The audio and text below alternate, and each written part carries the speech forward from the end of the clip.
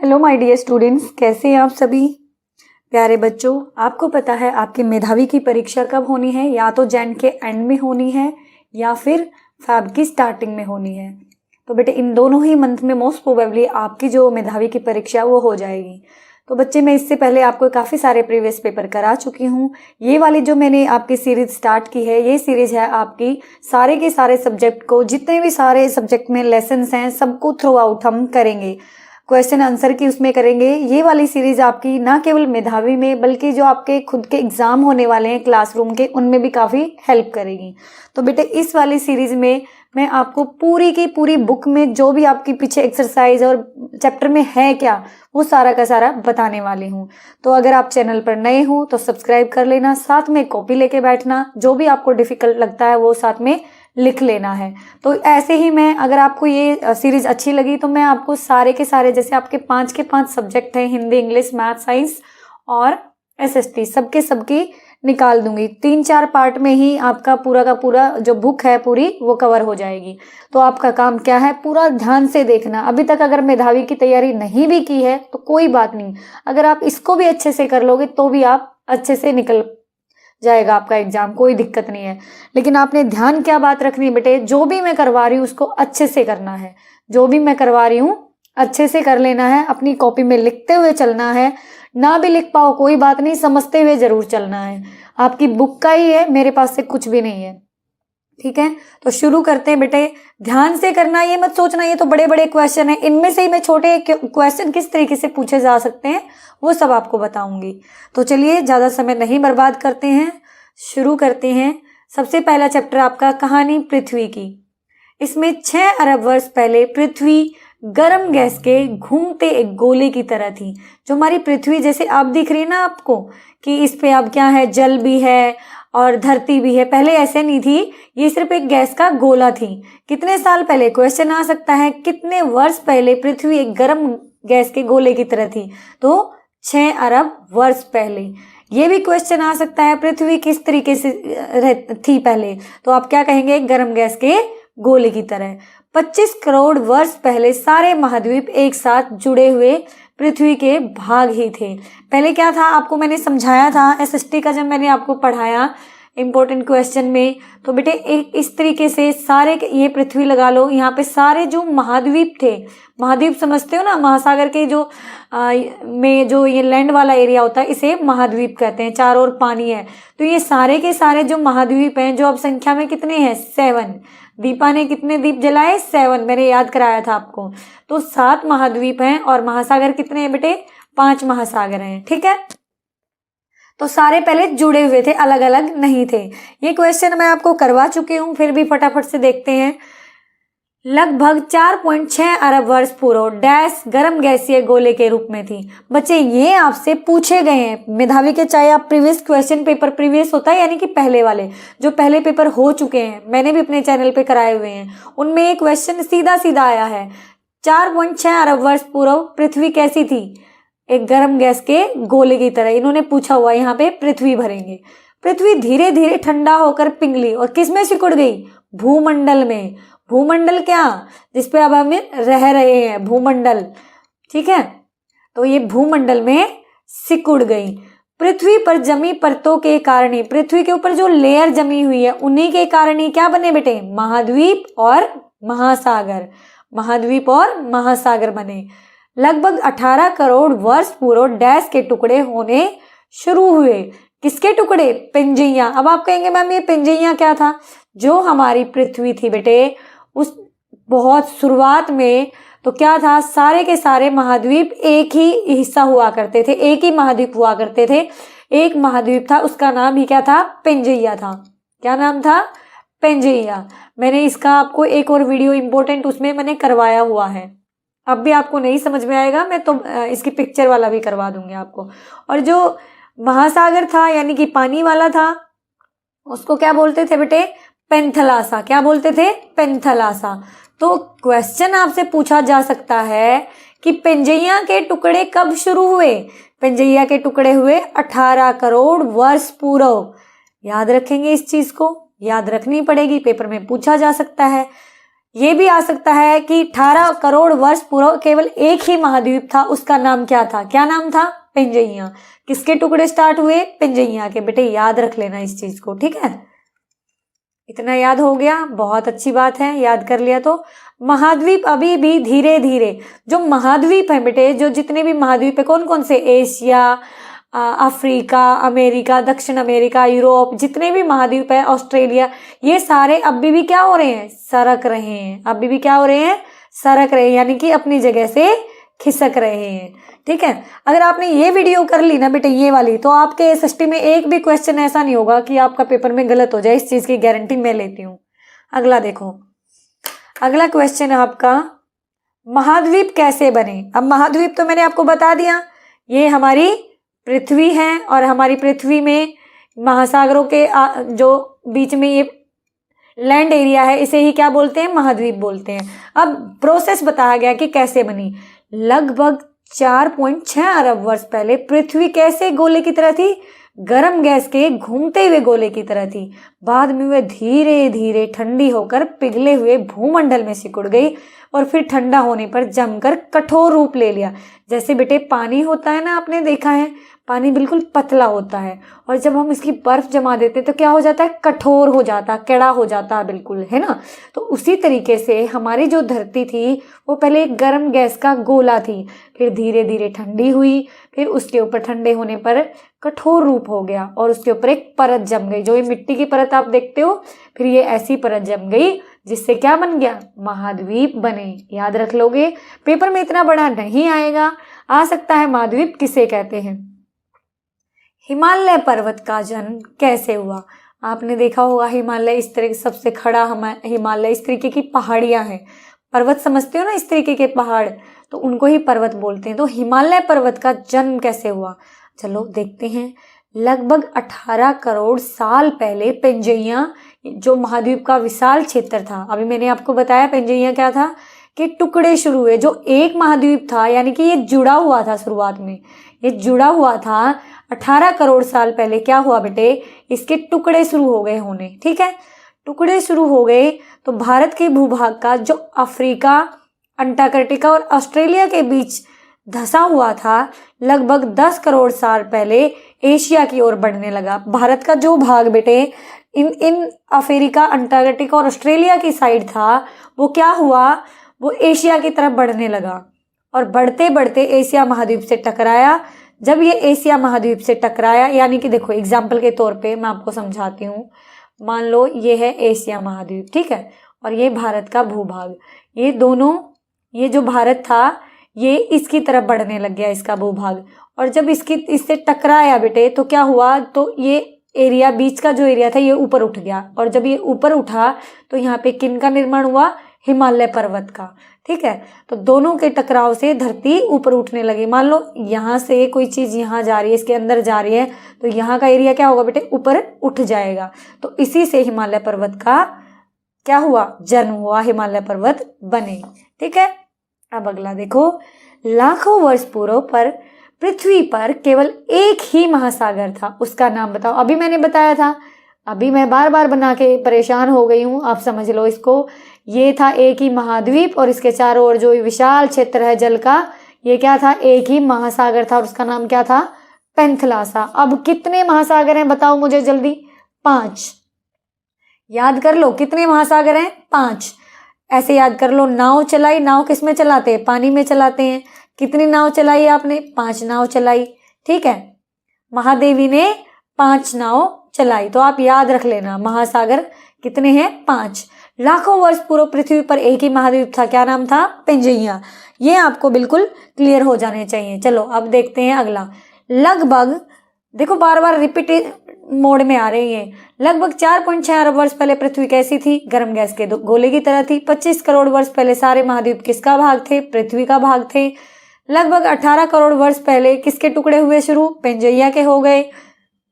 Africa से दूर पश्चिम की ओर कौन बढ़ रहा था? दक्षिण अमेरिका अफ्रीका से दूर पश्चिम की ओर बढ़ रहा था।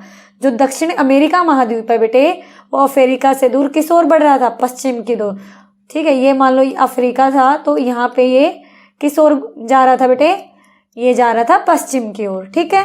उम्मीद करती हूँ प्यारे बच्चों इतना आपको समझ में आया होगा। अब हम चलते हैं इसके अगले चैप्टर पे, हमारी पृथ्वी। मानचित्र की पुस्तक को एटलस कहते हैं। मानचित्र, मैप की जो बुक होती है ना जिसमें सारे मैप ही मैप होते हैं, उसे क्या कहते हैं? एटलस कहते हैं। ये भी आपके पेपर में आया हुआ है, मानचित्र की पुस्तक को क्या कहते हैं? डैश, इस तरीके से डैश को एटलस कहते हैं। आपसे किसी भी तरीके से घुमा के पूछा जा सकता है। भारत के पड़ोसी देश एशिया महाद्वीप के दक्षिण भाग में स्थित है। भारत के पड़ोसी देश एशिया महाद्वीप के दक्षिण भाग में स्थित है। देखो बेटे, भारत जो है वो एशिया महाद्वीप में है। कौन से महाद्वीप में है?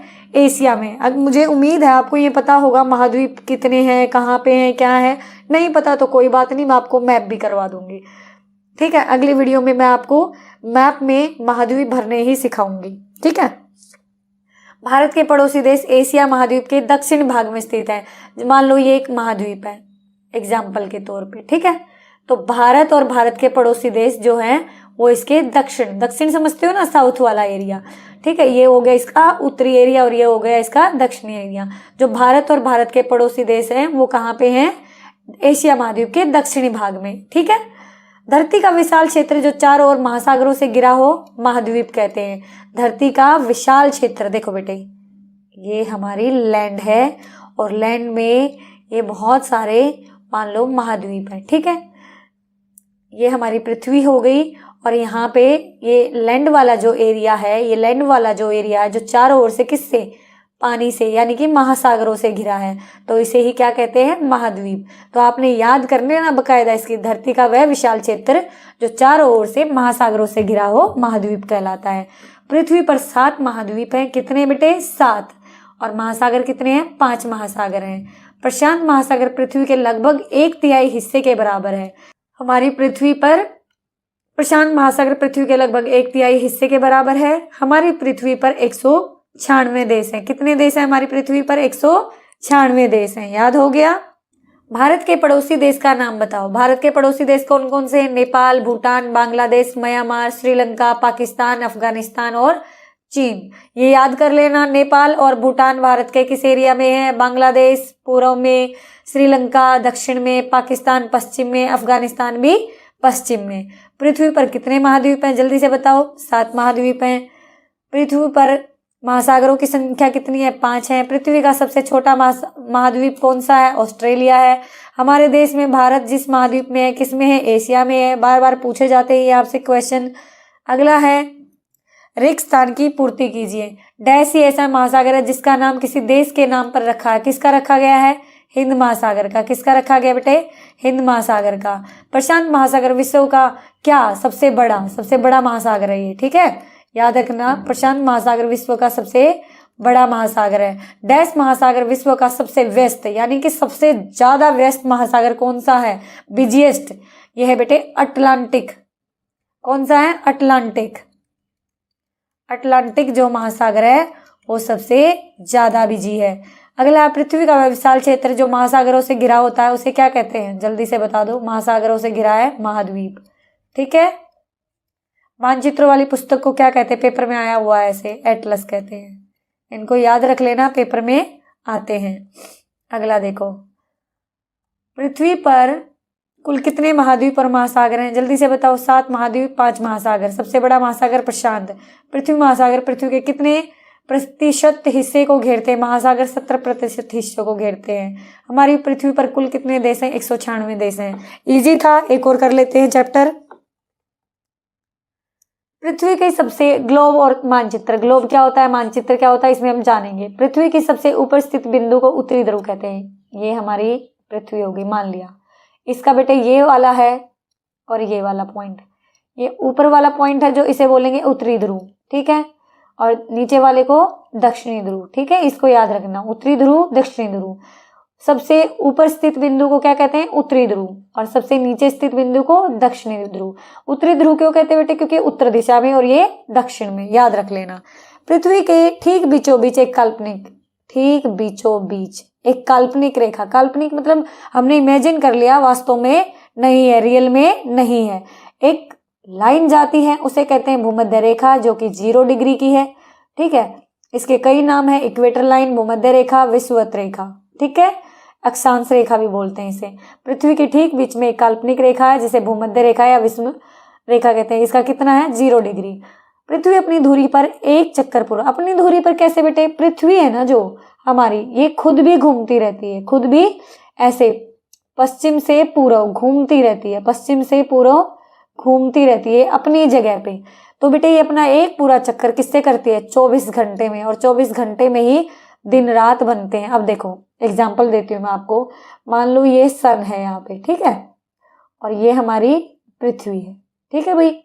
हमारी जो पृथ्वी है बेटे वो अपने आप भी घूमती रहती है और इसके चारों ओर भी धीरे धीरे धीरे धीरे करके घूमती रहती है, और ये पश्चिम से पूर्व घूमती है अपनी धुरी पे, ठीक है। अब अपने पे घूमती है, मान लो ये खुद घूम रही है, ऐसे ऐसे ऐसे ऐसे घूम रही है ये पश्चिम से पूर्व। जब मान लो जो हिस्सा सूरज की साइड होगा वहां पे क्या हो जाएगा, दिन हो जाएगा, और जो इससे अपोजिट हो जाएगा, यानी कि मान लो ये हिस्सा अब इस साइड है तो यहाँ पे क्या होगा, दिन होगा, और जो इसका बैक का हिस्सा वहां क्या होगी बेटे, रात होगी, ठीक है। और मौसम कैसे बदलते हैं, जो एरिया इसकी साइड है, सूरज की साइड है, उस एरिया में क्या होगा, वहां पे गर्मी होगी, और जो एरिया इसके बैक में चला जाता है वहां पे क्या हो जाएगी, ठंड वाला एरिया हो जाएगा, ठीक है। पृथ्वी के आधे भाग को क्या कहते हैं, गोलार्ध, यानी कि ये गोलार्ध, ये गोलार्ध, इसे बोलेंगे उत्तरी गोलार्ध और इसे बोलेंगे दक्षिणी गोलार्ध, ठीक है। एक भाग को क्या कहते हैं, गोलार्ध, ये गोलार्ध और ये दक्षिणी गोलार्ध। ग्लोब शब्द, क्वेश्चन आ सकता है, देखो यहां से, पृथ्वी अपनी धुरी पर एक चक्कर पूरा करने में कितना समय लगाती है, 24 घंटे। दिन रात किसके कारण बनते हैं, पृथ्वी अपनी धुरी पर जो चक्कर लगाती है उसके कारण बनते हैं। पृथ्वी के आधे भाग को क्या कहते हैं, गोलार्ध कहते हैं। ग्लोब शब्द लैटिन भाषा के ग्लोबस से लिया गया है। ग्लोब शब्द किस भाषा से लिया गया है, लैटिन भाषा से। किस शब्द से लिया गया है, ग्लोबस, इसका अर्थ है गोल। पृथ्वी के प्रतिरूप को ग्लोब कहते हैं। प्रतिरूप क्या बेटे, मॉडल, यानी कि जैसे देखो खिलौने लेके आते हो आप, लाइक घोड़ा लेके आते हो ना, शेर ले आए तो वो खिलौना है और दिखता बिल्कुल किसके जैसा है, शेर के जैसा, घोड़ा घोड़े के जैसा, तो वो उसका क्या हो गया, प्रतिरूप हो गया, उसकी मॉडल हो गया, ठीक है। तो पृथ्वी का मॉडल क्या होता है, ग्लोब होता है। एक वर्ष में 365 और 1/4 दिन होते हैं। एक साल में कितने दिन होते हैं बेटे, 365 डेज कंप्लीट और 1/4, ठीक है। लीप वर्ष 366 दिन होते हैं, जो कि 3 वर्ष बाद चौथे वर्ष में आता है। इसमें क्या होता है बेटे, लीप वर्ष में किस महीने में एक दिन ज्यादा होता है, तो फैब में होता है। कितने दिन होते हैं लीप वर्ष में, 29 डेज हो जाते हैं फैब में। क्यों हो जाते हैं, क्योंकि जो 1/4 कर करके ये होते हैं ना, 4 साल में ये एक पूरा हो जाता है, इसीलिए क्या हो जाता है बेटे, एक जो साल है हर चौथे साल वो लीप ईयर्स बन जाता है और 366 दिन होते हैं, 366। मानचित्र में छोटे से क्षेत्र को विस्तार से दिखाया जा सकता है, चाहे वह एक मोहल्ला, नगर हो या देश। मानचित्र में देखो बेटे, मान लो कोई बड़ी चीज है तो उसे छोटे पॉइंट में दिखा सकते हैं, लाइक कह दे 1 सेंटीमीटर बराबर है कितने के, 1 किलोमीटर के। इस तरीके से उसको बड़ी से बड़ी चीज को दिखाया जा सकता है। ग्लोब में पूरी पृथ्वी को दिखाया जा सकता है। ग्लोब जो है उसमें पूरी पृथ्वी को दिखाया जा सकता है। अब अगला देखो, सबसे पहला क्वेश्चन है, ग्लोब किसे कहते हैं। पृथ्वी के प्रतिरूप को ग्लोब कहते हैं। ऐसा होता है बेटे ग्लोब, देख लो, ठीक है, गोल है बिल्कुल। ये इसका, मान लो अगर हम इसको धरती के संदर्भ में देखें, ये इसका उत्तरी ध्रुव हो गया, ये दक्षिणी ध्रुव हो गया, और ये क्या है इसका उत्तरी गोलार्ध, और ये क्या है दक्षिणी गोलार्ध। और ये जो बीच की लाइन है, ये कौन सी लाइन है, भूमध्य रेखा। कौन सी बेटे, भूमध्य रेखा, विषुवत रेखा भी कहते हैं, 0 डिग्री पे है, ठीक है। अगला देखो, पृथ्वी के ऊपर, सबसे ऊपर और सबसे नीचे बिंदु को क्या कहते हैं। सबसे ऊपर बिंदु जो है बेटे उसे कहते हैं उत्तरी ध्रुव, और जो सबसे नीचे है उसे क्या कहते हैं, दक्षिणी ध्रुव, ठीक है। अब अगला देखो, पृथ्वी अपनी धुरी पर एक चक्कर पूरा करने में कितना समय लगाती है। पृथ्वी अपनी धुरी पर बेटे 24 घंटे में एक चक्कर पूरा करती है। उत्तरी और दक्षिणी गोलार्ध में मौसम अलग क्यों होता, क्या कारण है बेटे, जो ये पृथ्वी के उत्तरी, यानी कि देखो ये उत्तरी गोलार्ध है, ये दक्षिणी गोलार्ध है, इन दोनों में मौसम का डिफरेंट होने का क्या कारण है। मान लो अभी यहाँ पे ठंड है, लेकिन जो दक्षिणी गोलार्ध है वहां पे अभी भी क्या है, मान लो गर्मी होगी। उत्तरी गोलार्ध में मान लो ठंड है तो दक्षिणी गोलार्ध में क्या होगी, गर्मी। तो ऐसा क्यों है, जब सूर्य उत्तरी गोलार्ध में होता है, यानी कि जब जो पृथ्वी है इसके चारों ओर घूम रही होती है, जब सूरज जो है उत्तरी गोलार्ध में होता है, यानी कि सन के जब ये चारों ओर घूमती है बेटे, तो मान लो जब ये पृथ्वी इस साइड है तो इसका मान लो उत्तरी गोलार्ध इधर है, तो यहाँ पे क्या होगी इन दिनों, यहाँ पे गर्मी होगी। और जो एरिया सूर्य से परे है तो वहां पे क्या होगी, वहां पे हो जाएगी ठंड। तो इसलिए मौसम डिफरेंट रहता है। जब सूर्य उत्तरी गोलार्ध में होता है तब दक्षिणी गोलार्ध में सूर्य से परे होता है। इसी कारण मई के महीने में उत्तरी गोलार्ध में स्थित यूरोप में गर्मी होती है और दक्षिणी गोलार्ध में ऑस्ट्रेलिया में सर्दी होती है। ठीक है। पृथ्वी पर दिन रात कैसे बनते हैं? देखो बच्चा, पृथ्वी जो है इसका आपको ना एक वीडियो शेयर करूंगी मैं, उसमें समझाऊंगी आपको एनिमेशन वाली। जो हमारी पृथ्वी है ना बेटे, वो अपनी ही उसमें पश्चिम से पूर्व घूमती रहती है। क्या करती है? घूमती रहती है। जैसे आप अपने हाथ पे कभी कभी आपने लट्टू देखा है ना, लट्टू जो बच्चे धागे से चलाते घूमता रहता है, तो उसी तरीके से ये पृथ्वी जो है ये भी घूमती रहती है पश्चिम से पूर्व। तो ये एक चक्कर पूरा करने में 24 घंटे लगाती है और जिससे दिन रात बनते हैं। पृथ्वी का जो भाग सूर्य की ओर होता है वहां दिन होता है और जो नहीं होता वहां पे किरणें नहीं पहुंचती, वहां पे क्या हो जाता है? रात हो जाती है। ठीक है। अब देखो ग्लोब और मानचित्र में क्या डिफरेंस होता है। पृथ्वी के मॉडल को ग्लोब कहते हैं जिससे हम संपूर्ण पृथ्वी को देख सकते हैं। मानचित्र सपाट पृष्ठ पर संपूर्ण पृथ्वी अथवा उसके किसी भाग के चित्र का होता है। इसमें छोटे से क्षेत्र को विस्तार से देखा जा सकता है। देखो बेटे, ग्लोब तो होता है ये 3D होता है, इसमें पूरी पृथ्वी का हूबहू होता है। और जो मानचित्र होता है ना बेटे, मान लो इस तरीके से हम मानचित्र बना दिया, ये इस तरीके से जैसे जैसे जो चीज जाती है उसके अनुसार, तो बेटे ये 2D हो गया। मतलब एक तरीके से सपाट क्षेत्र पे, मैदानी क्षेत्र पे बना के दिखा दिया कि इस तरीके से है। तो मानचित्र है सपाट क्षेत्र पे और ये 2D है, ये 3D है। 2D 3D क्यों बोल रही मैं? ये मानचित्र जो है बेटे इसके 2 ही डायमेंशन है, इसको तीनों ओर से देखा जा सकता है, लेकिन इसको सिर्फ 2 एरिया से। सही ग्लोब सही अनुपात में पृथ्वी का प्रतिरूप है। बिल्कुल इसमें बड़े बड़े अनुपात है जो उनको छोटे में दर्शाया जा सकता है। और इसमें क्या है, पृथ्वी के भाग या क्षेत्र एक जैसे प्रतीत होते हैं ग्लोब की तुलना में। ठीक है। अगला देखो, मानचित्र बनाने के लिए अनुपात क्यों जरूरी है?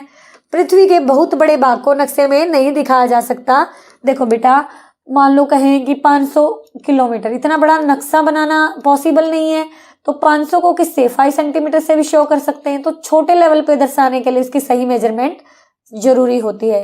एक एक अंश को नाप कर छोटा दर्शाया जाता है। नक्शे में पृथ्वी के हर भाग को उसी अनुपात में कम करके दर्शाया जाता है। इसलिए नक्शे में दर्शाई गई 10 किलोमीटर की दूरी 1000 किलोमीटर के दिखा सकती है। ठीक है। अब अगला देखो, निम्न वाक्यों को पढ़कर ठीक गलत का निशान लगाओ। पृथ्वी के चारों ओर पृथ्वी की परिक्रमा 1 वर्ष कहलाता है। सूर्य के चारों ओर पृथ्वी की परिक्रमा 1 वर्ष कहलाता है। बिल्कुल सही बात है। अगर सूर्य के चारों ओर पृथ्वी घूमती है तो पूरा समय कितना लगा देती है बेटे? 365 डेज, और 365 डेज ही बराबर हैं 1 साल के। तो स्टेटमेंट ठीक है। पृथ्वी के परिभ्रमण के कारण ही हम ऋतुओं का अनुभव करते हैं। परिभ्रमण क्या बेटे? ये जो इसके चारों ओर घूमती है, इसे ही क्या कहेंगे? परिभ्रमण। बिल्कुल ठीक बात है ये भी। ठीक है, बिल्कुल ठीक बात है ये भी। भूमध्य रेखा एक काल्पनिक रेखा जो पृथ्वी को 2 बराबर भागों में बांटती है। बिल्कुल ठीक बात है, 2 बराबर भागों में बांटती है। 6 अप्रैल 1999 को अमेरिका के नौसेना के कमांडर रॉबर्ट पेरी उत्तरी ध्रुव पर पहुंचने वाले द्वितीय व्यक्ति बने। बिल्कुल गलत है बेटे, ये पहले व्यक्ति थे और ये पहुंचे थे 6 अप्रैल 1909 को। कब पहुंचे थे? 6 अप्रैल 1909 को। तो ये स्टेटमेंट गलत है, आपके पेपर में आ सकता है बेटे, इसको केयरफुल होके करिए। आगे है, पृथ्वी डैश से डैश दिशा में घूमती है। अभी बताया मैंने, पश्चिम से पूर्व दिशा में घूमती है। ठीक है। पृथ्वी अपनी धुरी पर डैश घंटे में चक्कर पूरा करती है, 24 घंटे में। पृथ्वी अपनी धुरी पर घूमती है, इससे क्या बन रहते हैं बेटा? आप बताओ मुझे। दिन रात। क्या बनते हैं? दिन और रात। सूरज की परिक्रमा करने में पृथ्वी कितना समय लेती है? 365 सही 1/4 दिन। ये भी मैं आपको पहले करवा चुकी हूँ। अब अगले देखते हैं, पृथ्वी या धरती को 2 समान भागों में बांटने वाली रेखा को क्या कहते हैं? भूमध्य रेखा है। आपसे पूछा जा सकता है भूमध्य रेखा कौन सी है जो पृथ्वी को 2 बराबर भागों में बांटती है। ठीक है। पृथ्वी गोल है, इस तथ्य की खोज किसने की? पृथ्वी गोल है इस तथ्य की खोज यूनानी गणितज्ञ पाइथागोरस ने की थी। पाइथागोरस था यूनानी गणितज्ञ। आपसे पूछा जा सकता है पाइथागोरस ने क्या खोज की थी? उन्होंने खोज की थी कि पृथ्वी गोल है, ये भी पूछा जा सकता है पृथ्वी गोल है ये किसने खोजा, तो यूनानी गणितज्ञ पाइथागोरस। ठीक है, पृथ्वी को दो भागों में कौन सी रेखा बांटती है, भूमध्य रेखा। ग्लोब शब्द किस भाषा का शब्द है, लैटिन भाषा का कौन सा शब्द है, ग्लोबस। दिसंबर 1911 को कौन सा दल पहली बार दक्षिण ध्रुव पर पहुंचा, देखो बेटे रॉबर्ट प्यूरी तो पहुंचे थे उत्तरी ध्रुव पर, और दक्षिणी ध्रुव पर कौन पहुंचा 1911 में, नॉर्वे के रोल्ड अमंडसन जो है उनका दल पहली बार दक्षिणी ध्रुव पर पहुंचा, कब, 1911 में।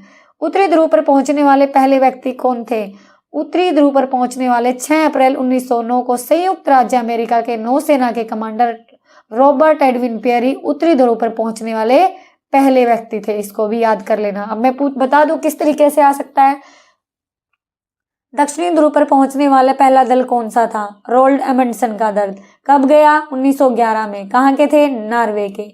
इसमें आ सकता है रॉबर्ट पेरी कहाँ के निवासी थे, संयुक्त राज्य अमेरिका ने, कब वो उत्तरी ध्रुव पर गए, 6 अप्रैल 1909 को। ठीक है, पहले व्यक्ति बने, नौसेना के कमांडर थे। भूमध्य रेखा का दूसरा नाम क्या है, भूमध्य रेखा का दूसरा नाम विषुवत वृत्त है। ग्लोब व रंगीन मानचित्रों में पानी वाली भाग को किस रंग से दिखाया गया, ग्लोब और मानचित्र में पानी वाले भाग को बेटे किससे दिखाया गया है, नीले रंग से। किससे दिखाया गया है, नीले रंग से। और जो आपको लगता है कि आपको समझ में नहीं आ रहा, मुझसे कमेंट बॉक्स में पूछ सकते हैं, या फिर टेलीग्राम चैनल पे मैंने ग्रुप बनाया है, वहाँ पे इसकी PDF के लिए भी आप उसको ज्वाइन कर सकते हैं, और जो भी आपको डाउट है वहाँ भी पूछ सकते हैं, और यहाँ भी कमेंट में पूछ सकते हैं। तो चलिए बच्चे शुरू करते हैं। सबसे पहले आओ पृथ्वी पर स्थान खोजें। पृथ्वी पर स्थान कैसे खोजे जाते हैं कि कौन सा स्थान कहाँ पे है, आज हम इस वीडियो में इसके बारे में पूरा जानेंगे। तो सबसे पहले बात करते हैं, अक्षांश रेखाएं और देशांतर रेखाएं एक काल्पनिक रेखाएं हैं। अब सुनो मेरी बात बेटे, देखो हमने पढ़ा था पिछले चैप्टर में कि एक होता है पृथ्वी होती है, पृथ्वी का एक छोटा मॉडल क्या होता है बेटे, ग्लोब होता है।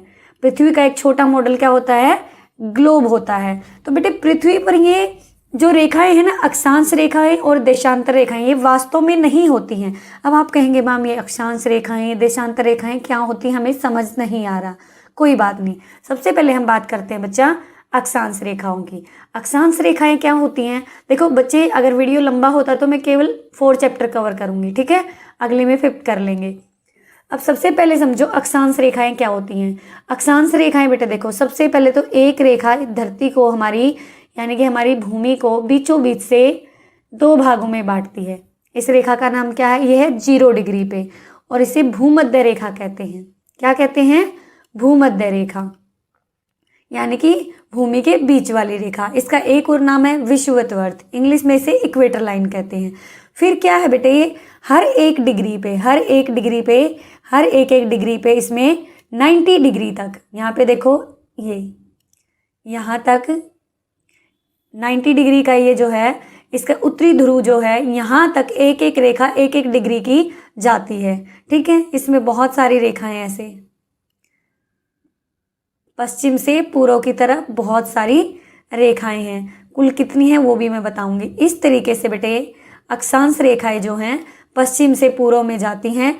अब बताती हूँ मैं बेटे, ये एक और समझते हैं। यहाँ पे देखो ये हो गया, अब मैं आपको दोबारा समझाती हूँ। ये हमारी क्या हो गई, भूमध्य रेखा, जिसने पृथ्वी को 2 भागों में बांट दिया। ये वाला पार्ट कौन सा हो गया, उत्तरी ध्रुव, उत्तरी गोलार्ध, ठीक है, और ये हो गया दक्षिणी गोलार्ध। समझ आई बेटे। और यहाँ पे जो इसका बिंदु है इसे बोलते हैं उत्तरी ध्रुव, और इसको बोलते हैं बिंदु को बिल्कुल अंतिम को दक्षिणी। इसको दक्षिणी ध्रुव बोलेंगे, इसको उत्तरी ध्रुव बोलेंगे। अब बेटे अक्षांश रेखाएं हैं जो यहाँ तक जाती रहती हैं इस तरीके से, ठीक है। ये संख्या में कितनी हैं, तो बेटे 90 तो हैं उत्तरी ध्रुव में, ठीक है। 90 रेखाएं तो कितनी हैं, 90 अक्षांश रेखाएं तो उत्तरी ध्रुव में हैं, और 90 अक्षांश रेखाएं कहाँ हैं, दक्षिणी ध्रुव में हैं, ठीक है। और एक ये बीच वाली, तो इनको जोड़ेंगे तो 9 9 18 और ठीक है 180 तो ये हो गई, और एक इक्वेटर लाइन टोटल होती है बेटे अक्षांश रेखाएं 181। आपकी बुक में दे रखा पता नहीं 178 या 179, तो बेटे वो रॉन्ग है। राइट आंसर इसका 181 है, ठीक है। इसमें 90 ही यहाँ तक जाती हैं, और 90 ही नीचे पे हैं। ये एक एक डिग्री पे ये एक एक रेखाएं हैं। ठीक है, इतना मैं उम्मीद कर रही हूँ आपको समझ में आया होगा। अब कुछ मेन अक्षांश रेखाएं हैं, वो मैं समझाती हूँ आपको कौन कौन सी हैं। आपके इसमें भी मिलेंगी, आपके इसमें मेन अक्षांश रेखाओं का था तो एक शायद ये रहा। अब देखो जो मेन अक्षांश रेखाएं बेटे उनको समझो। ये तो क्या है, भूमध्य रेखा। ठीक है, बिल्कुल 0 डिग्री पे। उसके बाद बेटे यहाँ पे भी अक्षांश रेखाएं होती हैं, लेकिन कुछ ही अक्षांश रेखाएं हैं जो इसमें मेन होती हैं, जो 23.5 डिग्री पे है, 23.5 डिग्री पे। उत्तर क्यों लिखा बेटे इसके पीछे, क्योंकि ये उत्तरी गोलार्ध में है। आपको पता है ना, देखो ऐसे मैप में हम देखते हैं ये उत्तर दिशा होती है, ये दक्षिण दिशा होती है। तो इस वाला जो ये आधा हिस्सा है, ये वाला पूरा, ये क्या है बेटे, ये पूरा ये उत्तरी गोलार्ध है और ये वाला दक्षिणी गोलार्ध है। हमारी जो भूमध्य रेखा है, ये इस भूमध्य रेखा ने धरती को कितने भागों में बांट दिया, 2 भागों में। कौन कौन से, उत्तरी और दक्षिणी। ठीक है, अब इसमें मैंने बताया था हर एक उस पे डिग्री पे क्या है, अक्षांश रेखाएं। जो मुख्य रेखाएं हैं उनको मैं बता रही हूँ आपको। ये बेटे है 23.5 डिग्री उत्तर में, 23.5 डिग्री उत्तर, इसको याद रखना। ठीक है, इसे बोलते हैं बेटे कर्क या कैंसर रेखा। उसके बाद है बेटा यहाँ पे दक्षिण में 23.5 डिग्री, ये इससे 23.5 डिग्री ही है, 23.5। इसमें दा क्यों लिखा, क्योंकि बेटे ये दक्षिण गोलार्ध में है। इसका नाम है मकर रेखा या फिर कैप्रिकॉर्न रेखा। ठीक है, याद कर लेना, मकर रेखा फिर या कैप्रिकॉर्न। कैप्रिकॉर्न इसको इंग्लिश में बोलते हैं। अगला बेटे यहाँ पे देखो, फिर है 66.5 डिग्री पर, 66.5 डिग्री पर कौन सी, आर्कटिक रेखा। आर्कटिक रेखा बेटे 66.5 डिग्री उत्तर में। ऐसे ही 66.5 डिग्री दक्षिण में कौन सी है, अंटार्कटिका रेखा। इसको भी आपने याद रखना, पेपर में आता है, मैचिंग में आता है। मैंने पहले भी आपको ट्रिक के साथ करवाया था ये। ठीक है, ये कौन सी है, यहाँ भी दक्षिण में है। अब यहाँ पे देखो आप, इससे लेके और यहाँ तक उत्तरी 90 डिग्री उत्तरी ध्रुव, ये कौन सा है, उत्तरी ध्रुव 90 डिग्री। और यहाँ पे भी ये 90 डिग्री में एक रेखा है, ये दक्षिणी ध्रुव 90 डिग्री द। इससे याद रखना, द से दक्षिण, उ से उत्तर। अब इसमें एक और कॉन्सेप्ट समझाने का मेरा मन है, थोड़ा बता देती हूँ। यहाँ पे बेटे क्या है, जो सन है उसकी सीधी रेखा पड़ती है, बिल्कुल सीधी रेखा। यहाँ पे सन की सीधी रेखा पड़ती है, इसलिए बहुत ही, ये वाला जोन है बहुत ही गर्म होता है, इसलिए इसको उष्ण कटिबंध कहते हैं। मिक्स मत करना, टेंशन मत लेना, फिर से बताऊंगी जब ये टॉपिक आएगा। और यहाँ पे सन की लाइट थोड़ी टेढ़ी पहुंचती है, इसलिए ये वाला एरिया शीतोष्ण कटिबंध। जैसे भारत में होता है ना, थोड़ी ठंड भी होती है यहाँ पे, थोड़ी गर्मी भी होती है, इस तरीके के एरिया को क्या कहते हैं बेटे, शीतोष्ण कटिबंध। ये शीतोष्ण कटिबंध, यानी कि शीत मतलब ठंडा और उष्ण मतलब होता है बेटे गर्म। उष्ण मतलब क्या होता है, गर्म होता है। और यहाँ पे बिल्कुल ही जो है सनलाइट पहुंच नहीं पाती, तो यहाँ पे बहुत ठंडा एरिया होता है, इसलिए इसको कहते हैं बेटे शीत कटिबंध। क्या कहते हैं, शीत, यानी कि ठंडा जो क्षेत्र है वो। ठीक है, ये मैं आपको बाद में भी समझाऊंगी, ये बस मैंने बताना था। अभी यहाँ पे मैप बना हुआ था। ठीक है, अब आगे आ जाओ। अक्षांश रेखाएं समझ में आई। अब बात करते हैं बच्चे देशांतर रेखाओं की। ये रियल में नहीं है, ध्यान रखना, वास्तव में नहीं है, सिर्फ काल्पनिक उसमें है। ठीक है, अब देखो एक बात ध्यान रखना, आपसे पूछा जा सकता है क्वेश्चन कि अक्षांश रेखाएं धरती में किस उत्तर से दक्षिण है या फिर पश्चिम से पूर्व। अब आप देखो बेटे, अक्षांश रेखाएं कहाँ से जा रही हैं, पश्चिम से पूर्व। इस बात को आपने याद कर लेना है। ठीक है, पश्चिम से पूर्व। और जो देशांतर रेखा है ना बेटे, अब ये हो गया हमारा उत्तरी ध्रुव, ये हो गया दक्षिणी ध्रुव। जो देशांतर रेखाएं हैं ना बेटे, वो ऐसे देशांतर रेखाएं आएंगी आपकी ऐसे, इस तरीके से देशांतर रेखाएं यो इस तरीके से आती है। सही से बन नहीं रही है मेरे पे इसमें। देशांतर रेखाएं बेटे आती हैं ऐसे,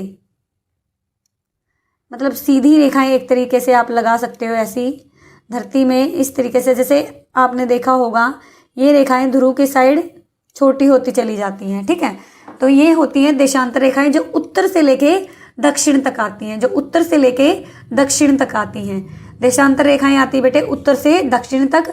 और अक्षांश रेखाएं कहाँ से कहाँ तक आती हैं बेटे, आप बताइए, कहाँ से कहाँ तक आएंगी, पश्चिम से पूर्व की तरफ। ये काल्पनिक रेखाएं हैं, ठीक है। और ये कितनी है देशांतर रेखाएं? 360। कितनी है बेटे? 360। एक इसकी बीच की लाइन है जो उसे 0 डिग्री माना गया है, ग्रीनविच लाइन है जो, ग्रीनविच एक जगह है, लोगों ने कहा कि इसमें बीच की लाइन कौन सी मानी जाए?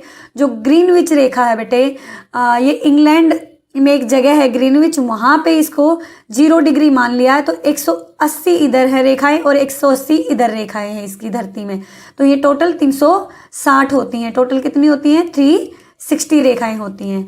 अब आपको पता चल गया अक्षांश रेखाएं कितनी होती हैं? 181, और देशांतर रेखाएं कितनी होती हैं? 360। ठीक है, इतना क्लियर है। अब आगे चलते हैं। पृथ्वी सूर्य का एक चक्कर लगाने में, पृथ्वी मैंने आपको बताया था कि खुद तो घूमती है अपनी धुरी पे और साथ साथ सूर्य के चारों ओर भी चक्कर लगता है इसका। सूर्य के चारों ओर भी बेटा इसका क्या होता है? चक्कर लगता है। तो बेटा सूर्य के चारों ओर चक्कर इसका कैसे लगता है? पश्चिम से पूर्व की तरफ, पश्चिम से पूर्व की तरफ। ये भी पूछा जा सकता है कि सूर्य के चारों ओर किस दिशा में चक्कर लगाते हैं? तो पश्चिम से पूर्व। आपको पता है पश्चिम दिशा कौन सी होती है? चलो मैं बता देती हूँ। नहीं पता, एक बार इसको मिटा दूं मैं, आपको बिल्कुल यहाँ पे दिख नहीं रहा है, थोड़ा सा मिटा देती हूँ। देखो बेटे, आपको याद रखना है कि जो हमारी पृथ्वी है सूर्य के चारों ओर किस उसमें जाती है? पश्चिम से पूर्व। ठीक है, फिर है बेटा अगला, पृथ्वी सूर्य का एक चक्कर लगाने में, सूर्य का एक चक्कर लगाने में कितना समय लगाती है? 365 दिन, 365 डेज, 5 आवर्स 48 मिनट 46 सेकेंड।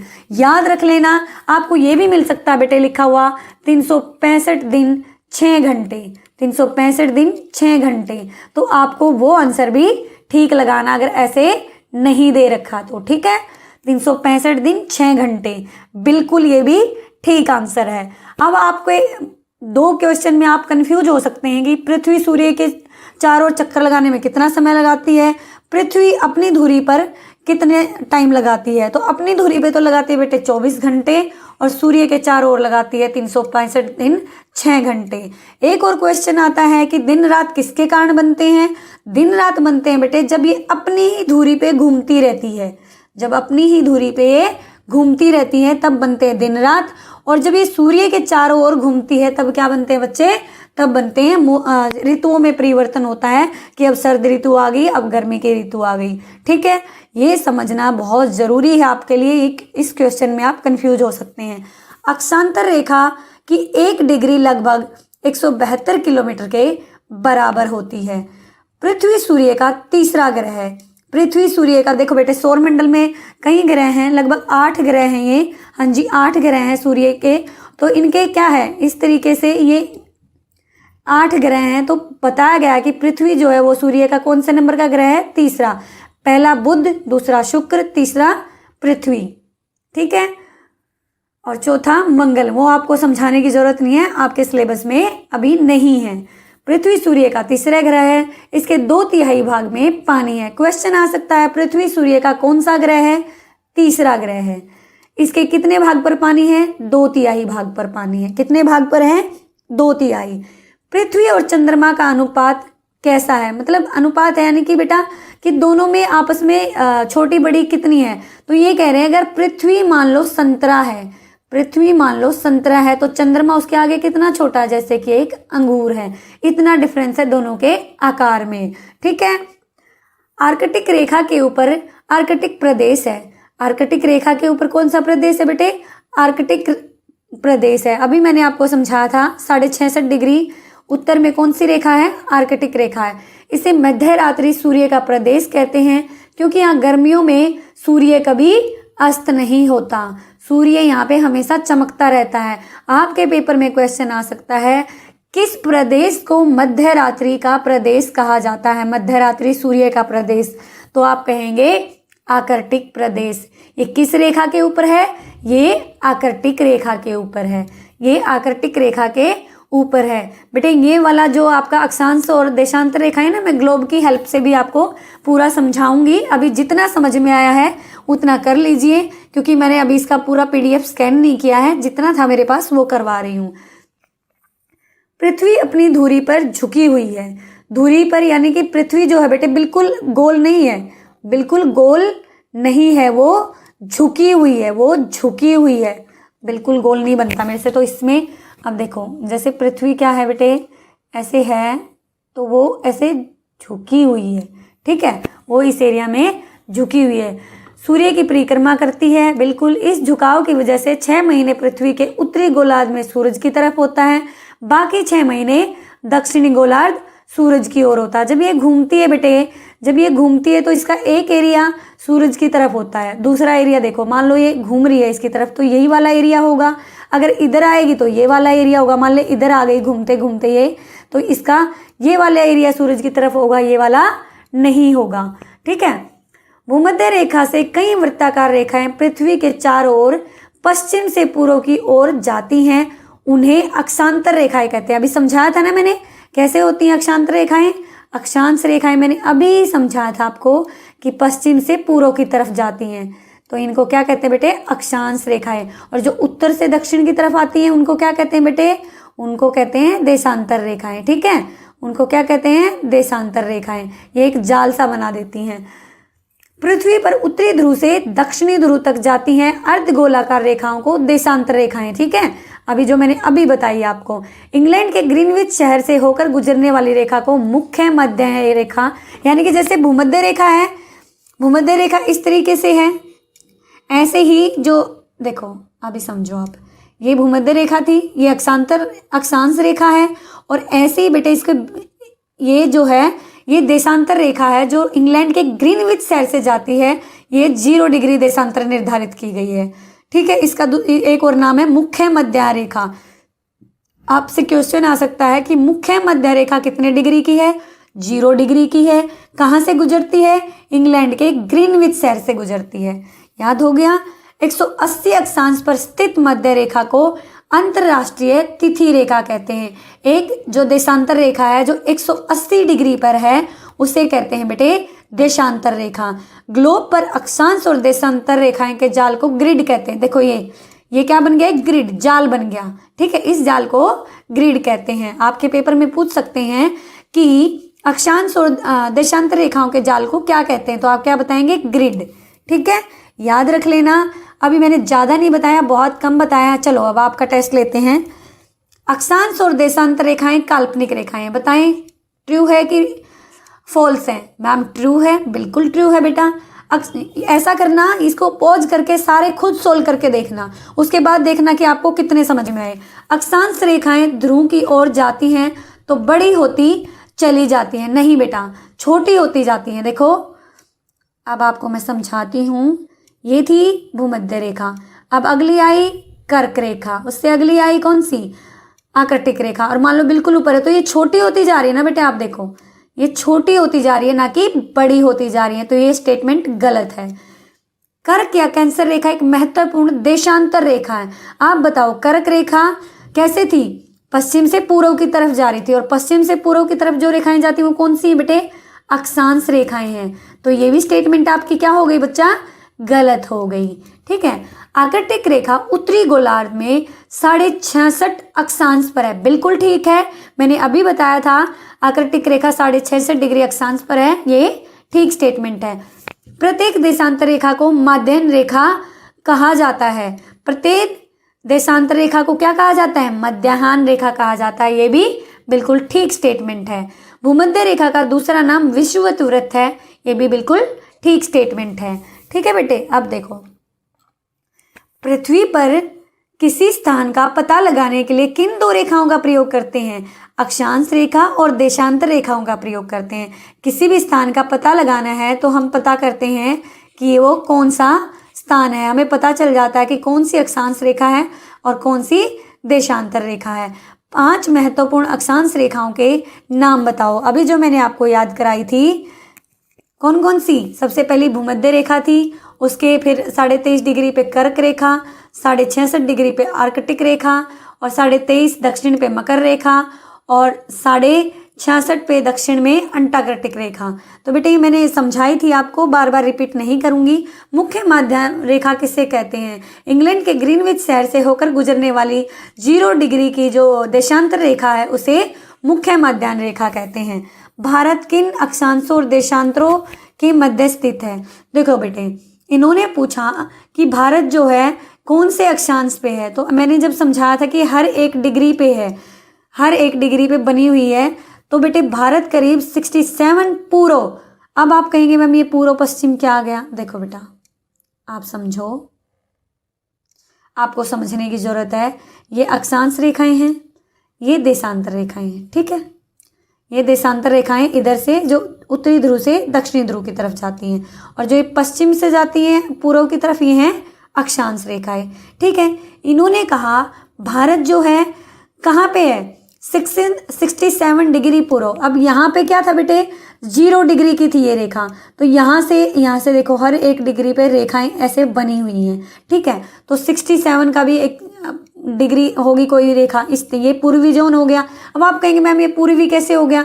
ये पश्चिमी है, तो ये बेटे कौन सा होगा? पूर्वी, ठीक है। तो 67 पूर्वी और 98 डिग्री पूर्वी देशांतर, यानी कि भारत जो है, मान लो यहाँ पे 67 है एग्जाम्पल के तौर पे, यहाँ पे 97 है, तो इन दोनों के बीच में भारत है। और हमारा भारत देश 8 डिग्री 4 और 37 डिग्री 6 उत्तरी अक्षांश में, यानी कि इस वाले एरिया में, उत्तरी अक्षांश में, यानी कि अक्षांश इस तरीके से देखा जाएगा। तो बेटे ये भारत इन रेखाओं के बीच में समाहित है। कहाँ पे? उत्तरी तो जो है गोलार्ध में है, और पूर्वी देशांतर में है। ये आपको पूरे, जब मैं इसका पूरा मैप होगा उसमें अच्छे से समझा पाऊंगी, यहाँ पे आपको अच्छे से समझ में नहीं आएगा। फिलहाल ये आपको याद करना पड़ेगा, ठीक है। यहाँ पे क्योंकि मैं बनाऊंगी आपको समझ में नहीं आएगा, क्योंकि आपका इसका बेसिक क्लियर नहीं है। तो बेटे इन दोनों में अंतर पूछा है, आप बता सकते हैं ये क्या है? अक्षांश रेखाएं जो है पश्चिम से पूर्व की तरफ जाती हैं, देशांतर रेखाएं उत्तरी ध्रुव से दक्षिणी ध्रुव की ओर आती हैं। ये गोलाकार होती हैं, ये अर्ध गोलाकार होती है। देखो बेटा ये ऐसे आती हैं और ये इस तरीके से जाती हैं, ठीक है। अगला देखो, ग्रिड किसे कहते हैं? अभी मैंने बताया था, ग्लोब पर अक्षांश और देशांतर रेखाओं के जाल को ग्रिड कहते हैं। बेटे ये वाला चैप्टर मैं आपको पूरे मैप के साथ समझाऊंगी, ताकि आपका एक एक चीज क्लियर हो जाए, ठीक है। नेक्स्ट वीडियो में कोशिश करती हूँ इसके मैप के साथ और ग्लोब का पूरा लेके समझाने की। रिक्त स्थान भरिए, डैश और डैश 2 प्रमुख देशांतर रेखाएं कौन कौन सी बेटे? अंतरराष्ट्रीय तिथि रेखा यानी कि 0 डिग्री की प्रधान मध्य रेखा, और कौन सी बताओ आप? देशांतर रेखाएं।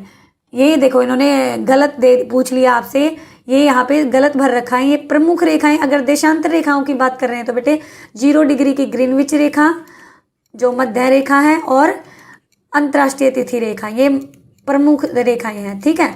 अंतर्राष्ट्रीय तिथि रेखा, ये इन्होंने गलत पूछ लिया, इस चीज को याद रखना, ठीक है। तो यहाँ पे इन्होंने गलत आंसर कर रखा है, इसमें इसको आपने याद नहीं करना है। कुल मिलाकर कितनी अक्षांश रेखाएं बेटे? देखो इसमें भी 180 दे रखा है, लेकिन राइट आंसर बेटे 181 है। कुल मिलाकर कितनी देशांतर रेखाएं हैं? 360। 0 डिग्री पर अक्षांश रेखा उसे क्या कहते हैं? भूमध्य रेखा कहते हैं। क्या कहते हैं बेटे? भूमध्य रेखा कहते हैं। आप अपना टेस्ट खुद लिया करो। प्रमुख जो मुख्य मध्याह्न रेखा है किस जगह से गुजरती बेटे? इंग्लैंड के ग्रीनविच शहर से। मैंने करवाई थी अभी आपको, इंग्लैंड के ग्रीनविच शहर से। डैश डिग्री, पेपर में इसमें से 2-3 क्वेश्चन आपको देखने को मिलेंगे 101%। डैश डिग्री देशांतर पर न पूर्व लिखा रहता और नहीं पश्चिम, 0 डिग्री पर, ठीक है। अक्षांश रेखा 1 डिग्री लगभग कितने किलोमीटर के बराबर होती है बेटे? 1 डिग्री 172 किलोमीटर के बराबर होती है, 172 किलोमीटर के बराबर होती है। पृथ्वी सूर्य का कौन से नंबर का ग्रह है बेटे? तीसरे। अभी बताया था मैंने, तीसरे नंबर का ग्रह है। इसके कितने भाग पर पानी बेटे? 2/3 भाग पर पानी है, 1/3 भाग पर लैंड है, यानी कि जमीन है। समझ आ रहा है इतना? उम्मीद कर रही हूँ बच्चे समझ आ रहा है। अगर समझ आ रहा है तो लाइक भी कर दो भाई, मुझे भी अच्छा लगता है कि बच्चों की समझ में आ रहा है। लाइक कर दो, शेयर कर दो, चैनल पर नए हो तो सब्सक्राइब भी जरूर करो, ठीक है। मुझे बहुत ही अच्छा लगता है जब आप लोग लाइक करते हैं, कमेंट करते हैं कि मैम हमें समझ में आया, या फिर अपनी कोई प्रॉब्लम भी बताते हैं जहाँ से नहीं आया, तो भी मुझे अच्छा लगता है कि बच्चों को, मुझे तभी तो पता चलेगा आपको समझ आ रहा है, नहीं आ रहा, क्या प्रॉब्लम है, तभी मेरे पास आप कमेंट करते हो या लाइक करते हो, तभी मुझे अच्छा लगता है बेटे कि बच्चों को समझ में आ रही हैं चीज़ें। मेनली आपकी हेल्प के लिए है ये। विश्व के मानचित्र में 2 उत्तरी अक्षांश और 2 दक्षिणी अक्षांश के बीच आने वाले देशों के नाम लिखियो। ये बेटे याद करने पड़ेंगे आपको। उत्तरी अक्षांश में कनाडा, रूस, इंग्लैंड, और दक्षिणी अक्षांश में ऑस्ट्रेलिया, अर्जेंटीना और ब्राज़ील, यानी कि ये उत्तरी, देखो जो हमारी क्या थी, भूमध्य रेखा थी, देखो गोल मेरे से नहीं बनता है, सॉरी, ये हमारी भूमध्य रेखा थी, इधर वाले यानी कि उत्तरी अक्षांश इसमें आ गए और ये दक्षिणी अक्षांश वाले आ गए। तो इन्होंने पूछा है कि कौन कौन से देश इस वाले हिस्से में आते हैं और कौन से इसमें आते हैं, तो ये वाले उत्तरी में है और ये वाले दक्षिणी में है। कनाडा, रूस, इंग्लैंड, ऑस्ट्रेलिया, अर्जेंटीना, ब्राजील, ये दक्षिण में आ गए। पृथ्वी सूर्य का एक चक्कर लगाने में कितना समय लगाती है, अब आप बताएंगे, ये मैं बार बार नहीं बताऊंगी, ठीक है। प्रत्येक दिन कितने समय का होता है, देखो बेटा वैसे तो 24 घंटे का लिख सकते हैं हम, पेपर में 24 घंटे भी लिखोगे तो कोई गलत नहीं होगा आपसे। अगर ऑप्शन में ये दे दिया है 23 घंटे 56 मिनट 41 सेकंड तो ये मान्य होगा। अगर ये नहीं दे रखा, केवल 24 घंटे दे रखे हैं, तो आपको 24 घंटे ही इसका आंसर करना है। अगर पूछा भी जाए प्रत्येक दिन में कितना समय होता है तो आप 24 घंटे ही लिखेंगे। सभी देशों के समय को निर्धारित करने वाली रेखा कौन सी है, प्रमुख माध्यान्ह रेखा, ठीक है बेटे। सभी देशों का जो 0 डिग्री की ग्रीनविच लाइन के, ग्रीनविच शहर से गुजरती है, वही रेखा है। पृथ्वी और चंद्रमा के आकार का अनुपात कितना है, अभी मैंने बताया था। पृथ्वी मान लो चंद्रमा एक अंगूर है और पृथ्वी एक संतरे के समान है। दिल्ली किस स्थान पर है, दिल्ली है भाई 77 डिग्री पूर्वी देशांतर और 29 डिग्री उत्तरी अक्षांश के ऊपर है। ग्रिड क्या है, अभी बताया था मैंने, ग्लोब और देशांतर, अक्षांश और देशांतर एक जाल बनाती हैं, उनको ग्रिड कहते हैं। भारत के ठीक बीच से कौन सी रेखा गुजरती है बेटे, कर्क रेखा गुजरती है। कर्क रेखा बताओ मुझे कौन से अक्षांश में है, 23.5 डिग्री उत्तरी अक्षांश में, 23.5 डिग्री उत्तरी अक्षांश में। अब मैचिंग का टाइम आ गया, देखते हैं आपको कितनी आती है बेटे। ईमानदारी से ना, ईमानदारी से बिना देखे मैचिंग करो, बिना देखे मैचिंग करो कि आपको कितना समझ में आया। प्रमुख माध्यम रेखा कितने डिग्री पे है, 0 डिग्री पे, वेरी गुड। मकर रेखा कहाँ पे है बेटे, 23.5 डिग्री दक्षिण में, ये इतना रट जानी चाहिए। अंटार्कटिका रेखा कहाँ पे बेटे, अंटार्कटिका 66.5 डिग्री दक्षिण। अक्षांश रेखाएं, और ये दिल्ली, दिल्ली कहाँ पे बेटे, 77 डिग्री। अक्षांश रेखाएं 89 रेखाएं, ठीक है। ये पता नहीं, इसमें बहुत ही कंफ्यूजन है, ये कहते हैं 89 है, कहीं कहते हैं 90 है। तो बेटे राइट आंसर अभी तक मुझे जो मिला है 181 है, आपकी बुक में दे रखा 178, शायद 179। इसमें बड़ा कंफ्यूजन है, मेरी जो मैंने स्टडी किया है, मैंने समझा है, वो 181 है, ठीक है।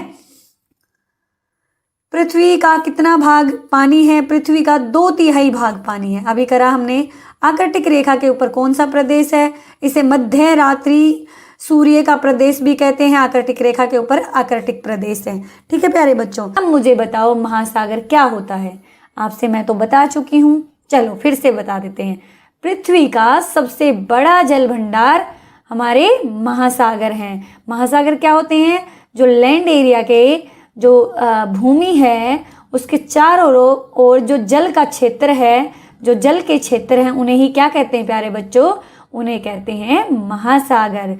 पृथ्वी का लगभग 2/3 भाग महासागरों से ढका हुआ है। हमारी जो ये पृथ्वी है उसका कितना भाग बेटे पानी से ढका हुआ है, 2/3, यानी कि इसके सिर्फ एक ही हिस्से पे क्या है, लैंड है। बाकी जैसे मान लो ये कर दिया मैंने, इसके 3 टुकड़े कर दिए फॉर एग्जाम्पल, तो बेटे इसके इन दोनों भागों पे क्या है, फ्रैक्शन समझते हो ना, इन दोनों भागों पे पानी है और केवल इतना ही हिस्सा, सोच लो इतना ही हिस्सा क्या है, वो लैंड का है, जमीन का है। लैंड मतलब होता है भूमि, ठीक है। विश्व के पेट्रोलियम का 5वां भाग समुद्र के नीचे बनाए कुओं से प्राप्त होता है। आप कहेंगे मैम पेट्रोल कहाँ से मिलता है, बेटे ये समुद्र में जो कुएं बनाए गए हैं उसका 5वां भाग, जितना हमारे पास पेट्रोल है ना, उसका 5वां हिस्सा हमें समुद्र के अंदर जो कुएं बनाए गए हैं उनसे मिलता है, ठीक है। अब अगला चलते हैं। भारत का सबसे बड़ा तेल क्षेत्र कौन सा है, अरब सागर। पेपर में ये वाला क्वेश्चन कई बार आया हुआ है, इस पे स्टार मार्क कर लो, कॉपी में लिख लो, याद कर लो। वैसे मैं पीडीएफ भी दे दूंगी आपको इसका, ठीक है। याद ना रहे तो मुझे याद दिला देना कि मैम एसएसटी का पीडीएफ डाल दो, मैं इसका जैसे ही पूरी की पूरी वीडियो होगी आपको इसका पीडीएफ डाल दूंगी। भारत के सबसे बड़ा तेल क्षेत्र कौन सा बेटे, अरब सागर। अरब सागर पता है ना, जो भारत के पश्चिम में, ये देखो इस तरीके से, जो यहाँ पे ये वाला पश्चिम वाला इलाका है, यहाँ पे क्या है, अरब सागर है। भारत को एक प्रायद्वीप पठार कहते हैं, पता है आपको क्यों कहते हैं प्रायद्वीप, क्योंकि भारत तीनों ओर से पानी से घिरा है, यहाँ से भी यहाँ से भी। उस क्षेत्र को क्या कहते हैं? प्रायद्वीप कहते हैं। तो इसीलिए यहाँ पे है अरब सागर और यहाँ पे क्या है भाई? बंगाल की खाड़ी। यहाँ पे इस साइड है बेटे बंगाल की खाड़ी, ठीक है। तो पृथ्वी का पेट्रोलियम आधुनिक समय में ऊर्जा व ईंधन का महत्वपूर्ण स्रोत है। कैसे है बेटे? ईंधन समझते हो? खाना जब हम पकाते हैं गैस के ऊपर, वो भी एक ईंधन है। गाड़ी चलती है पेट्रोल से, वो भी क्या है? एक ईंधन है। तो बेटे आज के टाइम में जो पेट्रोल है, पेट्रोलियम से बहुत सारी चीज़ें बनाई जाती है। कौन कौन सी? एलपीजी, सीएनजी, ठीक है, पेट्रोल, डीजल, ये सारे के सारे किससे बनाए जाते हैं? और बेटे मिट्टी का तेल, केरोसिन ऑयल सुना है ना, ये सारे के सारे पेट्रोलियम से ही बनाए जाते हैं। इसीलिए ऊर्जा और ईंधन का ये महत्वपूर्ण स्रोत हैं। ऊर्जा, अब कई बार आपने देखा होगा लाइट चली जाती है, जनरेटर चलाते हैं, वो किससे चलता है? पेट्रोल से, इनसे, डीजल से, इनसे ही तो चलता है। और ईंधन खाना बनाने के लिए, गाड़ी चलाने के लिए किसकी ज़रूरत होती है? पेट्रोल की। पृथ्वी का सबसे गहरा स्थान कौन सा है? प्रशांत महासागर। प्रशांत महासागर गहरा समझते हो बेटा? देखो, आप कहते हो ना कई बार, मान लो कोई कुआं है तो आप कहते हो अरे ये तो बहुत गहरा है, मतलब बहुत ही नीचे इसका तल, ठीक है। तो ऐसे ही सबसे गहरा पृथ्वी में प्रशांत महासागर है। इसमें है एक मोरियाना गर्त। क्या है? मोरियाना गर्त है बेटे, जो सबसे गहरी है। आपके पेपर में क्वेश्चन आएगा कि पृथ्वी का सबसे गहरी जगह का नाम बताओ, तो आप बताएंगे मोरियाना गर्त, जो कहाँ पे है? प्रशांत महासागर में।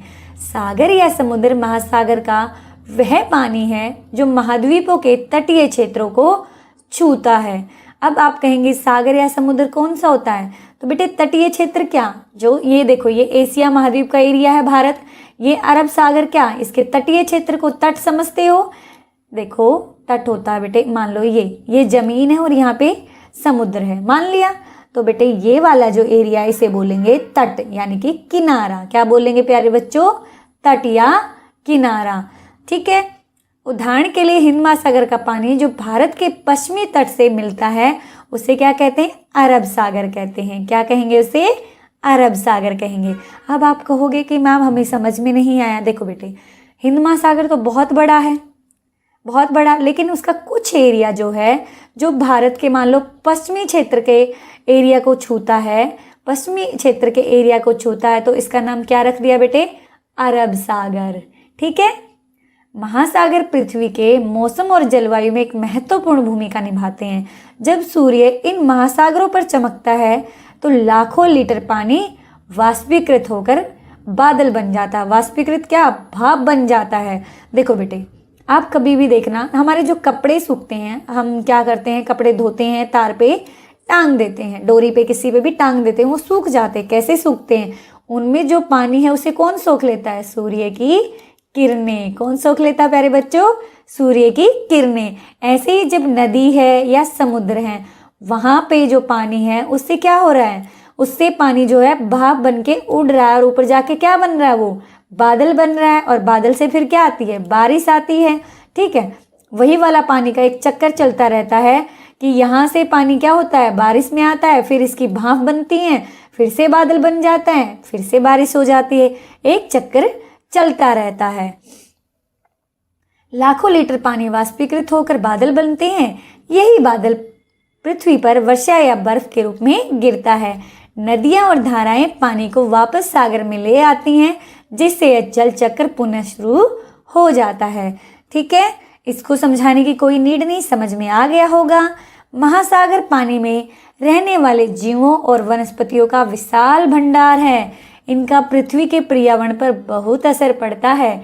विश्व के सबसे प्राचीन, सबसे युवा, सबसे छोटे और सबसे बड़े जीव महासागर में रहते हैं। अब महासागर में बहुत सारे जीव रहते हैं, ठीक है।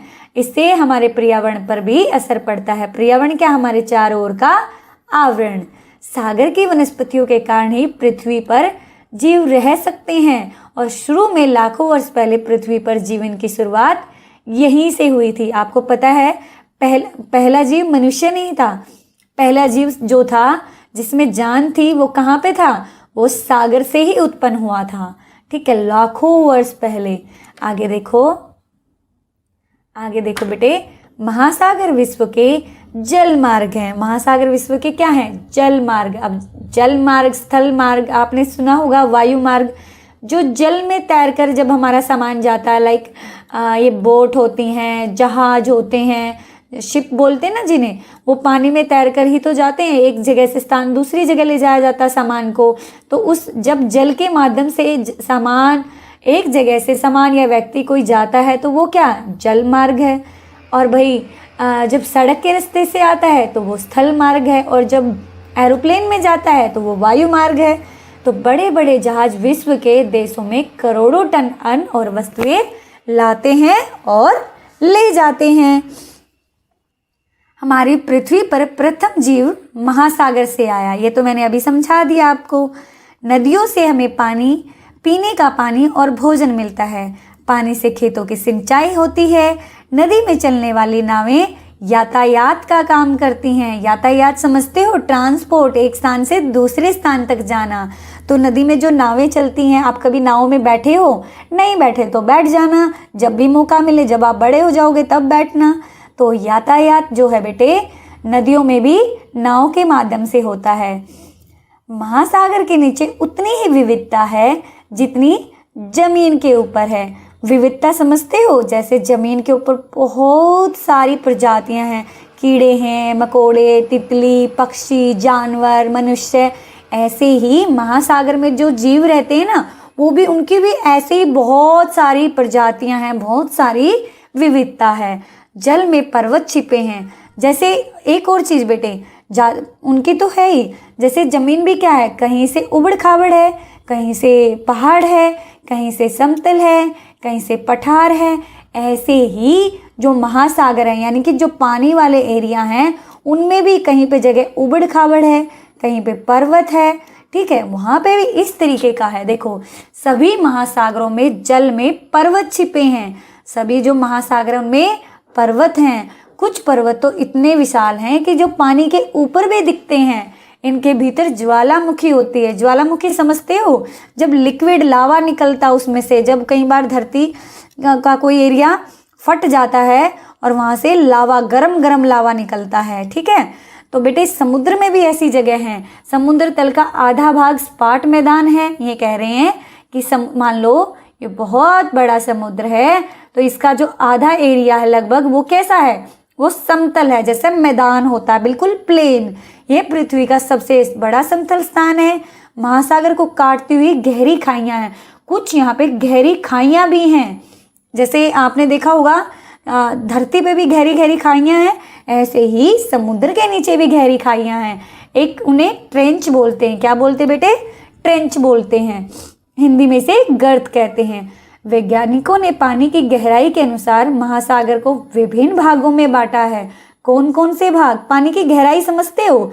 अब कई बार आप पानी में जाते हो, मान लो ये तालाब है, आप ये कहते हैं अरे यहाँ पे तो पानी सिर्फ मेरे घुटने तक आ रहा, फिर थोड़ा नीचे जाते हो, अरे यहाँ पे पानी मेरे थोड़ा सा ऊपर तक आ रहा, मेरी लेग भीग रही है। उससे आगे जाते हो, अरे मेरा यहाँ तो पानी मेरे कंधों तक आ रहा है। इस तरीके से क्या गहराई जाती है। तो ऐसे ही बेटे समुद्र में बांटा हुआ है कि कितनी गहराई को क्या बोलेंगे। तो मान लो ये एक समुद्र है, ठीक है, ये महासागर है। यहाँ पे 200 मीटर का जो गहराई है उसे कहा गया, जो सबसे ऊपर का एरिया, उसे कहा गया बेटे महाद्वीप शेल्फ। क्या कहा गया? महाद्वीप शेल्फ, सबसे ऊपर के भाग को। यह महासागर के तल का वह भाग, तल समझते हो बेटे? जमीन, जैसे नदी है या नाला है, उसके नीचे की जो जगह है उसे क्या बोलेंगे? तल बोलेंगे। क्या बोलेंगे प्यारे बच्चों? तल बोलेंगे। तो उससे सिर्फ 200 मीटर ऊपर जो है, ऊपर का भाग है, उसे कहेंगे महाद्वीप शेल्फ। यह महासागर के तल का वह भाग है जो 200 मीटर की गहराई से कम है, यानी कि 200 मीटर की भी गहराई नहीं है वहां पे, उससे भी कम है। महासागर तट से हल्के ढलान पर है। जैसे ये तट है, देखो बेटे ये कोई तट है, तट से हल्के से जब नीचे उतरते हैं तो उस वाले एरिया को क्या कहेंगे? महाद्वीप शेल्फ। महासागर के तल का वह भाग जो 200 मीटर की गहराई से कम है, महासागर तट से हल्के ढलान पर है। महासागर के अधिकतर जीव इसी क्षेत्र में रहते हैं। जो जीव जंतु हैं वो महासागर के 200 मीटर वाले एरिया में ही रहते हैं, सेल्फ में ही रहते हैं। यहाँ पे धूप अच्छी पड़ती है और गर्माई भी बनी रहती है। अगला कौन सा बेटे? अगला है इससे नीचे का एरिया जो इसकी गहराई में जाएगा, यानी कि महाद्वीप ढाल। इसमें क्या होता है बेटे? इसमें ये होती है तीव्र ढाल, बिल्कुल नीचे की तरफ गहरा होता जाता है। ये 2.5 किलोमीटर 2.5 किलोमीटर की गहराई तक पहुंचता है। इसमें शार्क, सक्टल fish, lantern fish, ribbon fish ये जीव रहते हैं। और इसके पश्चात है एक और एरिया है जिसे बोलते हैं महाद्वीप उत्थान। इसका नाम है महाद्वीप उत्थान। ये बिल्कुल गहरा होता है, 4 किलोमीटर की गहराई। मतलब देख लो आप, पानी में 4 किलोमीटर की गहराई, 1 किलोमीटर में 1000 मीटर होते हैं, तो देख लो 4000 मीटर इतनी गहराई। तो यहाँ पे क्या होता है, उसको बोलते हैं महाद्वीप उत्थान। पेपर में आ सकता है महाद्वीप ढाल किसे कहते हैं, महाद्वीप सेल्फ किसे कहते हैं।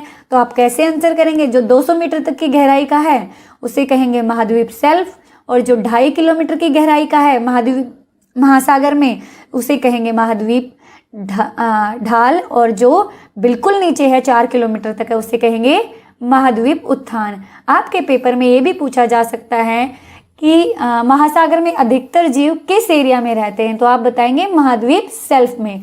और जो ये स्टार फिश, रिबन फिश ये कहाँ पे रहती हैं? महाद्वीप ढाल में। और उसके पास झींगा, गल्पर, इल ये कहाँ पे रहती हैं? महाद्वीप उत्थान में। और ये कितने किलोमीटर गहराई पे बेटे? 4 किलोमीटर की। समझ में आ रहा? ये महासागरीय मैदान जो महासागर को सबसे गहरा और अंधकार में, यहाँ पे मतलब रोशनी भी नहीं पहुंचती, ऐसा एरिया होता है। ठीक है, अगला देखो, पृथ्वी का सबसे गहरा स्थान है प्रशांत महासागर में मोरियाना खाई या ट्रेंच। ये 11 किलोमीटर से अधिक गहरा है, मैंने अभी बताया था आपको। ठीक है, अब चलते हैं अगले पे। विशाल ब्लू व्हेल क्रिल नाम के छोटे छोटे जंतुओं को खाती है। आपके पेपर में क्वेश्चन आया था ब्लू व्हेल का भोजन क्या है? क्रिल नाम का जीव। एक और क्वेश्चन आया था क्रिल की लंबाई कितनी होती है? तो 6 सेंटीमीटर लंबी होती है। आपके पेपर में था क्रिल 12 सेंटीमीटर होती हैं। बताइए कि ये बात गलत है कि सही है? तो आप बताइए क्रिल की जो लंबाई है 12 सेंटीमीटर होती है, तो ये स्टेटमेंट ट्रू है या फॉल्स है, यानी कि सत्य है या गलत है? आप बताएंगे मुझे कमेंट करके। और ये भी बताएंगे कि क्रिल की लंबाई कितनी होती है। किंतु विशाल कॉलोनियों में रहती हैं जिन्हें शोल कहते हैं। आपके पेपर में आ सकता है क्रिल कहाँ पे रहती है? जल की विशाल कॉलोनियों में रहती है जिन्हें शोल कहते हैं। हमलावर से बचने के लिए स्टारफिश अपने कुछ अंग छोड़ देती है। हमला किससे भी? बड़े जानवर से छोटे जानवर को, छोटे जानवर को उससे छोटे जानवर से, मतलब आपस में खतरा रहता है। तो बड़े जानवर जब इन स्टारफिश को खाते हैं, इनके डर से वो क्या कहती है बेटे? अपने कुछ छोटे छोटे अंग छोड़ती हुई जाती है, और जो अंग छोड़ती है उससे भी नए अंग बन जाते हैं, उस टुकड़े का भी पूरा शरीर बन जाता है। अब मेरा काम है आपका टेस्ट लेने का, तो जल्दी से टेस्ट के लिए रेडी हो जाएं। लाखों वर्ष पहले केवल एक ही महाद्वीप था, नाम बताओ क्या था? पहले वाली वीडियो नहीं देखी तो जरूर देखना, वहां पे मैंने बताया क्या नाम था। एक ही महाद्वीप था जिसका? पेंजइया। किस किस को आता था? जिसको आता था वो अपने आप को शाबाशी दे ले। एक ही था पेंजइया नाम का, ठीक है। और एक ही महासागर था, उसका नाम क्या था? पेंथलासा। क्या नाम था प्यारे बेटो? पेंथलासा। अरे वाह, बहुत बढ़िया, आपकी तैयारी अच्छी चल रही है। विश्व के सबसे, ऐसा करो पोज करो और तब देखो, विश्व के सबसे ऊंचे पर्वत शिखर का नाम बेटे इसमें देखा दिया हुआ है मोनाकिया पर्वत, जो कि गलत है। विश्व का सबसे ऊंचा पर्वत कौन सा बेटे? एवरेस्ट है। कौन सा है? एवरेस्ट है, याद रखना, माउंट एवरेस्ट। यहाँ पे ये पूछ सकते हैं, मोनाकिया जो है आइलैंड है, द्वीप है, जो कि लक्षद्वीप में है और सबसे ऊंचा है। ठीक है, अगला देखो, विश्व की सबसे बड़ी खाड़ी।